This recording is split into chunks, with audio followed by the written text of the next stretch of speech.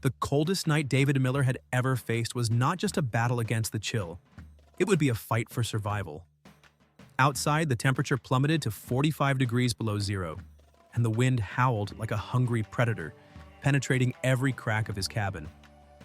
The isolation of Alaska, which he had chosen as a refuge 5 years ago, now felt more like a sentence than a choice. The weather radio announced a historic storm, the kind that did not forgive mistakes. But it wasn't the storm that made him break out in a cold sweat that night.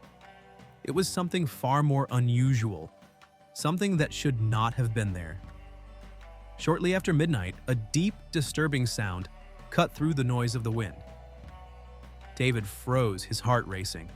He recognized that sound, a bear, and it was very close to the cabin. The problem? In February, bears should be hibernating, buried in their dens until the end of winter. What could force such a fierce animal to face such extreme cold, especially with 2 cubs by its side? David grabbed his flashlight and cautiously approached the window. The flickering light cut through the darkness and revealed 3 silhouettes struggling against the wind. A mother bear and her 2 cubs moving slowly and weakly. Their bodies, covered in ice, betrayed their desperation. Something had pulled them from their den, and now, lost and exhausted, they were at the mercy of a lethal cold. David knew what that meant. They would not survive until dawn. But bringing predators close to his cabin was not only dangerous, it was suicide. He gripped the flashlight tightly, his eyes fixed on the trembling cubs. A choice began to form in his mind, a choice that would challenge the very instinct of human survival. What David would do next could save them, or condemn everyone that night in the storm. And then, amidst the wind, he made a decision that would change everything. But he had no idea what awaited him on the other side of that choice. The wind howled like a living entity, tearing the last fragments of warmth from the world. Inside the cabin, David Miller faced a decision that could cost him his life. Outside, death was already lurking, slow and inevitable in the shadowy forms of a mother bear and her 2 cubs. The mother bear could barely stand now, her trembling legs seemed to buckle under the weight of the snow and despair. The cubs, once merely slow, were now almost motionless, sunk in the white mantle that enveloped them like a cold shroud. One of them rolled to its side and lay there inert. David felt a knot in his throat. He knew what that meant. He knew he was witnessing, in real time, the cruel limit of survival being crossed. But the mother bear's gaze remained fixed on him. Through the frozen glass, there was something in that look that was not just the wild instinct of an animal fighting for her cubs. It was a plea, a silent request that ignored all logic, all separation between man and beast. David felt the hairs on the back of his neck stand up. It was not just a meeting between species at that moment. It was something much deeper. The snow was quickly accumulating on the windowsill. Every minute wasted was a death sentence for the cubs, and perhaps even for the mother. David knew this, but he hesitated. His heart pounded like a drum, each beat echoing the question he did not want to answer. Would he open that door? He tried to rationalize. He recalled his training. Bears were unpredictable, especially mothers protecting their cubs.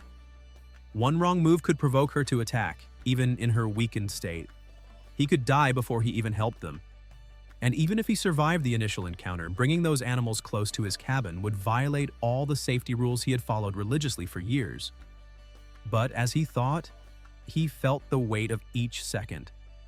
The wind howled louder, as if time were pressing him, mocking his indecision. David glanced at the broken thermometer, now useless, and then at the fireplace, where the fire crackled in contrast to the glacial darkness outside. "You have warmth," a voice inside whispered. "They don't." He closed his eyes for a moment, trying to organize his thoughts. But the sound of the wind and the low moans of the mother bear pulled him back to reality. He looked again at the door. He felt his trembling hand on the handle, cold despite the thick gloves. And then something changed. The mother bear, exhausted, finally collapsed in the snow, her paws still instinctively trying to protect her cubs. One of the little ones let out a faint sound, almost imperceptible, that seemed to cut David's soul like a blade. It was a sound of surrender. He squeezed his eyes shut, his heart racing with a new intensity. The image that formed in his mind was unbearable. The frozen bodies of the mother and her cubs being buried by snow the next morning, while he remained safe and warm behind the door. No. The word escaped his lips before he could stop it. He knew what that meant. He had already made his decision. David pulled on his heavy winter coat and donned the protective layers against the cold like armor. He grabbed the thickest blankets he had and a high-powered flashlight. With one last look at the emergency radio and its silent satellite, he took a deep breath. "If I do this," he murmured to himself, "there's no turning back." When he finally opened the door, the wind blasted against him, tearing the warmth from his body in seconds. He forced his body against the icy gust and stepped outside. The mother bear's eyes slowly lifted to meet his. There was something different there now. It was not just desperation, it was surprise. And perhaps, just perhaps, a small spark of hope. David slowly raised his hands in a gesture of surrender. "I won't hurt you," he said, his voice swallowed by the wind. "I just want to help." He took a few cautious steps forward, each movement meticulously calculated not to alarm the animal. The sound of his heavy breathing and the crunch of snow under his boots were the only noises besides the wind. When he was just a few meters away, he stopped. The light from his flashlight revealed the critical state of the three. The ice on their fur, their weak breaths, their eyes half closed from exhaustion. David lowered the blankets to the ground, spread them out, and stepped back slightly, waiting. He knew he couldn't force anything. They would have to accept his help on their own. The mother bear watched him closely, torn between fear and overwhelming fatigue. Then, with tremendous effort, she nudged one of the cubs toward the blankets. David held his breath. That was enough. She was granting him permission, a gesture that defied all logic and all the wild instincts he knew. As the first snowflakes began to cover his hair and the wind froze his tears, David knelt down and wrapped the cub in one of the blankets. The battle was just beginning. But for the first time that night, he felt that the impossible could be achieved. Just a few more hours, he thought. Just a few more hours. The mother bear stood at the entrance, a massive shadow against the comforting warmth escaping from the cabin. Steam rose from her frozen fur, creating an almost ghostly halo around her figure. For a moment, she hesitated. The warmth emanating from inside was an invitation, but also a trap. An unknown place that could be potentially dangerous for her. David knew that the next move could determine the outcome of the night. He kept his posture still, arms relaxed at his sides, and forced his breathing to slow down, despite the biting cold that felt like it was gnawing at his skin through the layers of clothing. Everything about her was still raw power. Even weakened, a single blow would be enough to end him. And yet, as the wind howled around them, David noticed that she no longer looked at him as a threat. Her eyes did not express rage or panic, only a primal need to save her cubs. This is where everything could go wrong, David thought, fighting the urge to take a step back. He couldn't give in to fear. The moment called for trust. "It's okay," he whispered, his voice hoarse and almost inaudible against the deafening noise of the storm.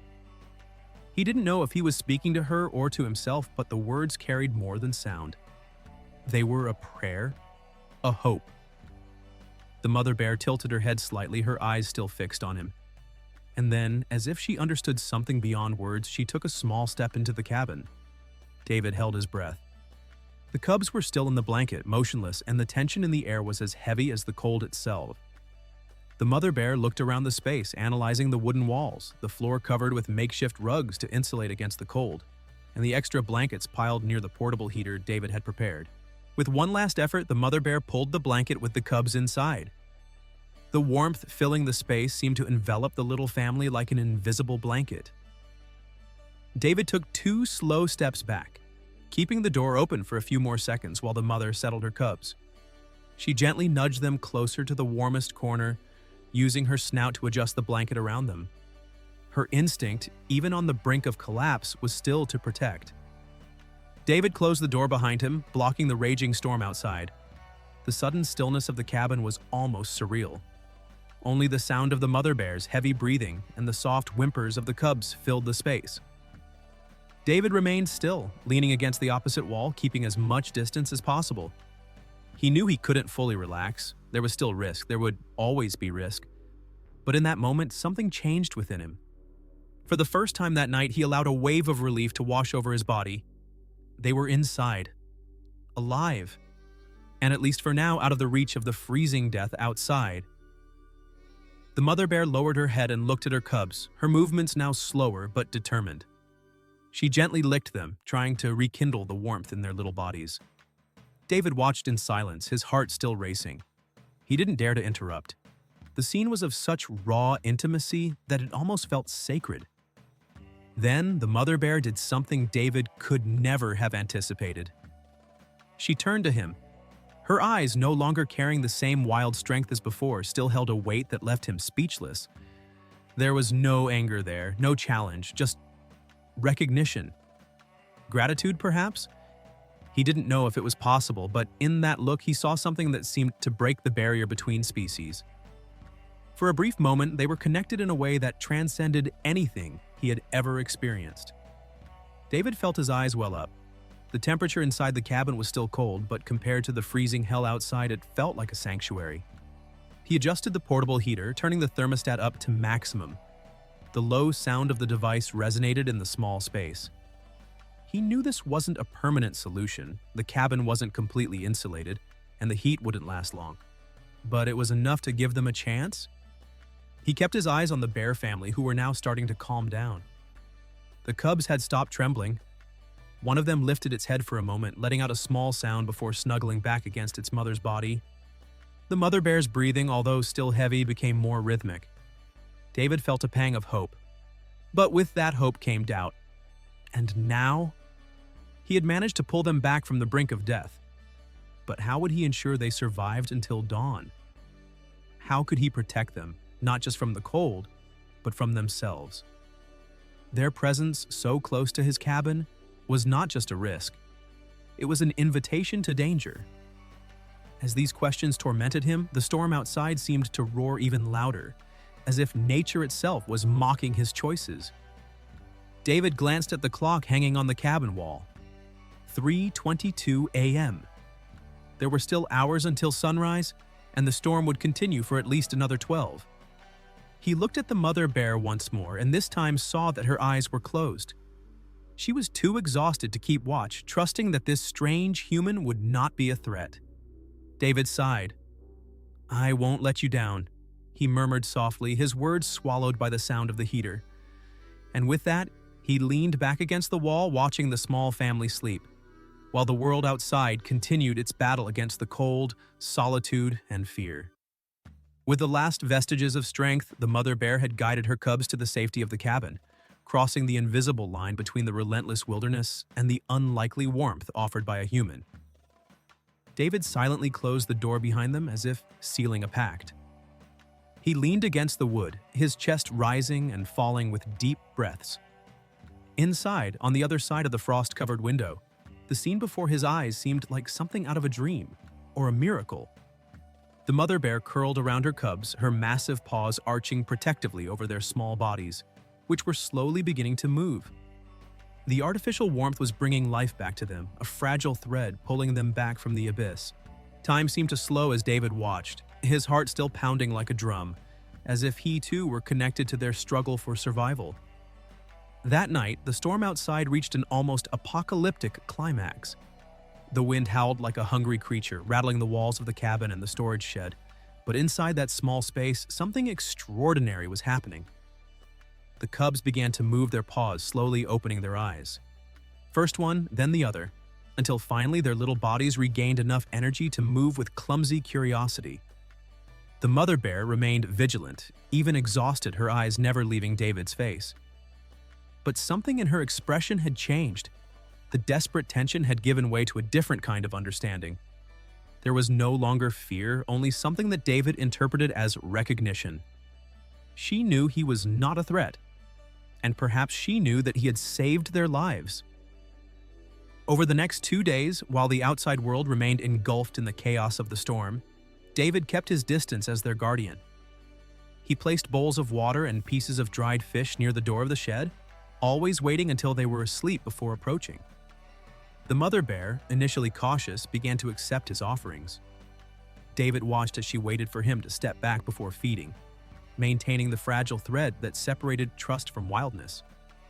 On the third day, the storm began to dissipate. The silence that replaced it was almost as deafening as the roaring wind had been. When David opened the door to his cabin, the world had transformed into a vast white desert. The sun shone for the first time in days, reflecting off the ice in a nearly blinding light. The air, still cold, carried with it a promise: survival. David knew it was time to let them go. He could not keep the bear family there any longer. Every moment they spent near him was a risk, for them and for him. They needed to return to their world. And as if she sensed it too, the mother bear began to grow restless. Her cubs, now fully recovered, played clumsily, rolling around the small area of the shed. But she was alert, her body tense, her gaze often directed at the door. With the same meticulous care he had shown in sheltering them, David opened the door of the shed. Fresh air and sunlight poured in, illuminating the space that had been their refuge. The mother bear raised her head, her nostrils flaring as she caught the scent of freedom outside. Slowly, she stood up, her body strong and imposing once more. The cubs followed her lead, first with hesitant steps, then with lively hops, testing their newly regained strength. When they reached the door, the mother bear paused. She turned her head and looked directly at David. For a moment, the world seemed to stop. Their eyes met, and in that brief moment, it felt as if everything wild and human connected. There was no need for words. They both knew what they had shared in that storm. With a graceful and powerful movement, the mother bear crossed the threshold into the snow, leading her cubs outside. David stood frozen, watching as they slowly disappeared into the vast whiteness, their dark shapes diminishing against the sun's brightness. The cubs ran and played as if nothing had happened, as if they hadn't challenged death itself just days before. The mother followed them with firm steps, but before disappearing completely into the tree line, she paused. She turned one last time, looking at David from a distance. The weight of that final gaze imprinted on him. It was like a farewell, a kind of silent thank you that he would never forget. And then she was gone, taking with her the two cubs who had been reborn in that storm. David stood at the door for a long time, the cold air touching his face. But he no longer felt the chill. Inside him, something had changed. He had broken all the rules he had learned about how to live in the wild. He had risked his life for an instinct he could not explain, but which now made perfect sense. In the following years, he would see bears in the distance, solitary figures on the horizon. Sometimes he wondered if they were the same ones, if that mother and her cubs had survived the relentless world that surrounded them. But he never approached. He never tried to photograph them. Some memories, he realized, were too sacred to be captured by a camera. And every time winter brought its darkest, coldest nights, he remembered that night. He remembered the courage in the mother bear's eyes, the fragility of the cubs, and the choice that changed everything. Sometimes surviving wasn't just about following the rules, it was about listening to the deeper call of compassion and connection. If this story touched your heart, don't forget to subscribe to the channel. Here, we celebrate moments that show that even in the wild, there is room for human kindness. Hit the subscribe button now, turn on notifications, and join us to explore stories that connect our humanity to the untamed beauty of nature. Because sometimes, the best stories are not just about survival, they're about what it truly means to be alive. Until the next video,